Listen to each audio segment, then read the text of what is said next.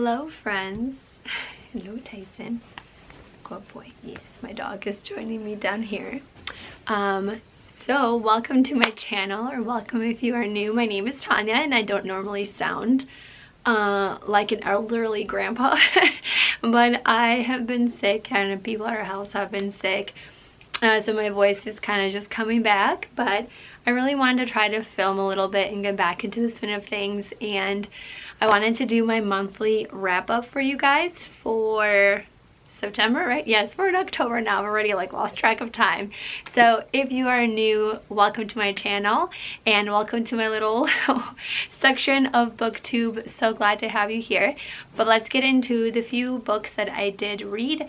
I think I read 5 or 6, so not a gigantically large amount, but you guys, I always say it's about the quality rather than the quantity. And I know maybe there's a lot of people on booktube that were like 20 books, and that is just not my life. I am a full-time teacher and a mom of 3 kids, so the fact that I even read 5 books is pretty good for me. And yeah, so maybe if you're like that too, we're in the same boat. So I'm just glad I read anything this month. And let's get into the books. Most of my books I believe I read on my Kindle, because I have really been using, sorry if you hear my dog, look at him down here. I don't know if you guys will be able to see him. What are you doing?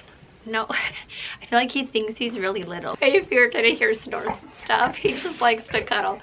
Yes, okay. Oh my gosh, oh my gosh. We love books too. Get him down here. You love books too? Okay, okay. Yes, good boy. Yes, are you excited about books? Yes, you are. Alright, let's get into the haul. 1 million hours later. Like I mentioned, sorry if my camera angle is all goofy here.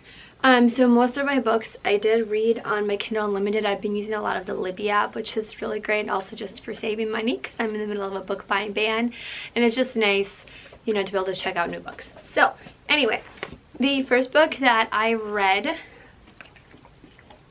and it's part of a pretty big series, so I'm hoping to see, but if I read any more of these in the series, it is The Ranger's Apprentice Book 1, The Runes of Gorland. I'm not sure if I'm saying that correctly. And this is a young adult fantasy series. I know, I believe it's been around for a while. Like, I'm trying to look at what the date. This is from 2005, so I mean, it's been around for a while. And it follows the story of Will, and he, in their town or the city, essentially he is an orphan, and when he is, why can't I think of it, he's 15, and when he turns 15, he's a ward of the town he lives in, like I said, because he's an orphan. And so when he's 15, the wards become apprentices to different jobs essentially, and he initially is wanting to become part of the battle, kind of like the army or military. That's what he's hoping to, but it doesn't work out. He's kind of a smaller guy and just shorter, not exactly what they're looking for, and so he actually gets picked to be part of the Rangers. Here we go, Ranger's Apprentice, and it's not exactly what he's anticipating or what he thinks, but it turns out, you know, to obviously be a good fit for him and kind of like an adventure. I really enjoyed this. I thought it's a good level of fantasy for me. It's not super high fantasy, which is not really my favorite. It's just the right amount, and I feel like it was pretty easy to get into and to read. I gave it 4 out of 5 stars. I do have the second book already, so I'm gonna see and get into the second one, but like I said, it's nice.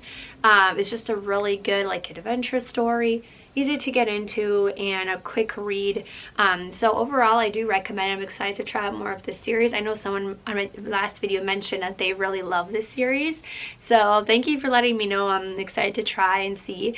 Let me know also if you have others, if you have read this, did you read the whole series? Because isn't there 20 something books or something crazy? There's a lot of books, so definitely there's more to read if I really do continue, you know, want to enjoy the rest of the series and like it. There's lots to read in it. Next one I got, I've also been getting a little bit braver and getting more into thrillers, because the reality is I'm kind of a baby and I can never ever watch horror movies or read horror movies or even thrillers. Sometimes I will just get scared and have nightmares and stuff. it's hard for me. And so, but I have been trying to get through Agatha Christie books, and those are not too bad for me. So I read this one. Is called And Then There Were None. And I know this is one of our more popular stories. I believe I gave this 5 stars. Actually, I really enjoyed this one, and the whole premise of it was interesting. Actually, maybe I would say that looking thinking about it, I would maybe do 4.5, or like the only reason I would bring it down just a little bit is because there are about, so the premise of this is that there's this island with a mansion on it, and there's these 10 different people from all just different areas of life and jobs. Like they're not like related at all in any way. They get an invitation to come stay on this island, and so but slowly they one by one they start getting murdered, and so which is like kind of crazy. But the reason I would give it, oh sorry, no, it's not cuddle time. So then, so it is like the intrigue. The reason I would say like 4.5 out of 5 stars is it's a bit confusing at the beginning, because like I said, because there are these 10 different characters and it kind of goes from different viewpoints. Like it's a little bit confusing, like wait, who's this? Who's what? Like it takes a little bit of getting used to and like tracking who everyone is. So that was a little bit confusing there for a while at the beginning, but you do eventually get into it. And I was to say, like, I always love thrillers, like, can they get me, right? Like, I don't want to guess how it happened, and I do have to say I did not guess this ending, which, you know, was also the reason why I liked it and gave it like a 4.5 out of 5. So I really do enjoy this one. I'm excited to read other Agatha Christie. The next books I read on Libby, so I will show them to you guys here. And this one is one that has been around a lot, and I was just excited to check it out. It's a romance book called The Bodyguard, and I have to say this was a 5 out of 5. Like if I had to be a strong 5 out of 5, it would be that book for this month. Actually, I really enjoy it. If I recommend anything out of this video, please check out that book if you have not. I really enjoyed it. It follows the story of Hannah and Jack, and Hannah is like she's a bodyguard, so she's like, and she's kind of not how you would expect a bodyguard to look. The fact that for one she's female, but also just her size, like she's smaller, and so that's kind of part of what helps her to be such a good bodyguard. But she gets assigned to Jack Stapleton, I believe, and he is this big time movie star, and she is going through things in her life, death of a family member and like a breakup and stuff, which by the way, if you've read the book, the guy in there is a total jerk. So not Jack Stapleton, the other guy, if you've read it. So, but I just really enjoyed this book. I don't want to give too much away, but it is a romance, but I really like this one. I love how it was done. It doesn't have, what is it, they call it a closed door, so it doesn't have any like explicit sex scenes or anything, just so if you know you don't want to read a book that, if you don't read Spice or whatever, then this is definitely one that would be safe for you to read. And it's just funny, it's witty, like how she is as a character, like it's just done so well. Like she's strong in her profession and how she is a bodyguard, but she's also just like, she's also learning about herself too and figuring things out. And Jack is just like I don't know, it's just done so well. It was so funny. I felt like the chapters were not super long either. It has elements of obviously the romance, but there's also a little bit of mystery and intrigue because they're going on within the storyline. And I just really overall enjoyed it. Like I said, it's funny at places, like it's heartfelt, and overall I really like it, and I gave it a 5 out of stars. It was a quick read for me. I just wanted to keep reading it, so definitely recommend. And the one DNF that I had for this month, and I can't remember the name of it for the life of me, but it is the second book in the Court of Thorns and Roses. I mentioned last month I read the first one. It was okay. You know, it wasn't my favorite, and so I decided to maybe try the second book, and I had gotten it on Libby. It's a DNF for me. I just think I'm really not a Sarah J. Maas reader. I don't know. I'm gonna try, maybe in a few months or down the road, try the Glass Throne series, but I don't know what it is. Her books, they're just not it for me really, and I just couldn't really get into the series. I don't know why. I know a lot of people love that series, and like, woohoo for you if you do, but like I said, for some reason for me, I just really couldn't get into the series.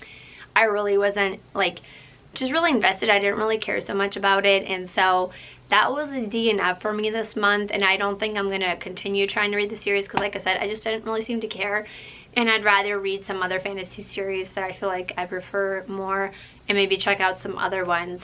So definitely if you have recommendations, let me know. but I just don't think I'm a Sarah J Maas like fan of her books. And the last book that I read, is this the last book? Oh no, there's 2 more books. So then the next book that I read that I believe, this one is also a 5 out of 5 stars, I believe is what I rated it, is Rock, Paper, Scissors. I know this has also been kind of gaining popularity on BookTube, but I feel like I'll understand, like I understand why. And I really enjoyed it. It is a thriller, but again, it's done in a way where if I'm a baby and I can read this, like it's not like horror or anything like that. Like it's done really well. It does keep you on the edge of your seat, but I really enjoyed it. It follows the story of this husband and wife, and it's dual POV. Their marriage seems to be on the rocks, and they're kind of taking this trip that they won to the Scottish kind of countryside. It's secluded, of course, right? Dun dun dun. And so this is kind of their weekend to figure out, like, is this gonna work or not? And you're also going flash back and forth between like the present, between their dual POVs, and also letters starting from the first year of their anniversary, and each year you're getting a letter giving you more background and details on their story. So I really did enjoy it. And again, what I liked about this thriller is at the end, I wasn't what I expected. Like I didn't guess it, parts of it I guess, but the majority I didn't. So I like that surprise. The reveal is like, and the chapters are very short, so that again keeps you going. And each chapter, and ends on like this little like cliffhanger. Like it just makes you want to keep reading. Like her writing, this author's writing is just done so well. I personally really enjoy it. So 5 out of 5 stars. I do really want to check out some other reads by her as well and see, you know, if they're just as good. But I definitely can see the hype of why this book, for me, why it has been kind of hyped up and popular. So I definitely recommend that one. And the last this is actually a nonfiction read. Oh my gosh. But I wanted to share with you because I actually read I checked it out from the library. Oh my gosh, library, sorry. And it is called Grow Food for Free, the Sustainable Zero Cost Low Effort Way to a Bountiful Harvest. So besides also being really into reading, I love gardening and growing food. And I have another channel where I actually talk about some of my garden things over the years and simple living and all that stuff. So if you are also interested, I'll have my other channel linked down below. But I really wanted to point out this book, draw attention to it, because I've read a lot of gardening books and stuff. But this one is really good because it really does focus on, for example, finding ways to really make it sustainable or low cost. If you're just starting and you don't have a bunch of money, you know, to go buy all these seeds and to go buy all these tools and buy all these garden beds and stuff, what are some easy ways? And like giving you tools and pictures, it's done really well. And it does get into it. Like it's just, even for me, like I've been gardening for years, but I feel like there's always something to learn. But I just really enjoy that. Like there was just some tips, like for example, like how to make your own tools, for example, or like how to get a lot of seeds for free, and just different options and things like that. And also just talking about details about different perennial plants and annual plants. I just really enjoyed this one. So if you are looking to get into gardening, which I think everyone should, but even if you are an expert gardener, you know, if you feel like, I still recommend this book. I feel like it has good info, and again, especially if you're trying to be more low waste and cost efficient, this is a good place to start. So I really recommend this. This was at a 5 out of 5 star read for me too. I really enjoyed it. I think that is everything that I have read this month. Thank you guys so much for watching this video, and I will see you in the next one. Bye everyone.